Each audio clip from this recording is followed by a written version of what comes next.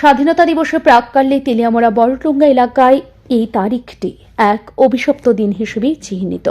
2003 সালের ওই রাতে নৃশংস হত্যাকাণ্ডে প্রাণ হারান 16 জন নিরীহ গ্রামবাসী। আজও স্বজনহারা ভুলতে পারেননি সেই রক্তাক্ত রাতের দুঃসহ স্মৃতি। 2003 সালের 14 আগস্ট বৃহস্পতিবার রাত আনুমানিক 9:30 স্বাধীনতা দিবসের আগের রাতে হঠাৎই এনএলএফটি জঙ্গি বাহিনী হামলা চালায় বড়ডুঙ্গা গ্রামে। একসময় কৃষি নির্ভর এই গ্রাম মূলত বাঙালি অধ্যুষিত ছিল। সেদিন উগ্রপন্থীদের গুলিতে একই পরিবারের বহু সদস্য সহ 4টি পরিবারের মোট 16 জন প্রাণ হারান। ধ্বংস হয় ঘরবাড়ি, ভিটেমাটি ছেড়ে পালিয়ে যেতে বাধ্য হন জীবিতরা। আজও ঠাকুরচাঁদ বিশ্বাস, স্বপন বিশ্বাস, রাজমোহন সরকার ও রবীন্দ্র বিশ্বাসের পরিবারের সদস্যরা সেই রাতের কথা স্মরণ করলে শিউরে ওঠেন। তাদের দাবি, রক্ত আর বারুদের গন্ধ আজও যেন বাতাসে ভাসে। গত 22 বছরে দীর্ঘ সময় সরকারি সাহায্যের মুখ দেখেননি এই পরিবারগুলো। তবে বর্তমান বিজেপি সরকারের সময়ে যমুনা সরকারকে প্রধানমন্ত্রী আবাস যোজনা ঘর, বৃদ্ধ ভাতা এবং অন্যান্য সরকারি সুবিধা প্রদান করা হয়েছে। মধ্য কৃষ্ণপুর গ্রাম পঞ্চায়েতের মাধ্যমে অন্যান্য বেঁচে থাকা পরিবারগুলিকেও সরকারি সুযোগ সুবিধা পৌঁছে দেওয়া হচ্ছে।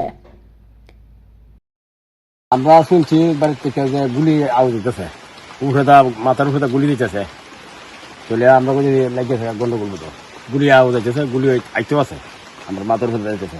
তারপরে এই যখন এটা শ্রমটা শেষ হয়েছে, তারপরে একটা নতুন একটা গাড়ি আছে মঙ্গলার বাড়ির, গাড়িটা সার করতে পারে হেরা বাদ দিয়ে আইতেছে, এই ফাঁকা তারা চলছে যাইতেছে গা।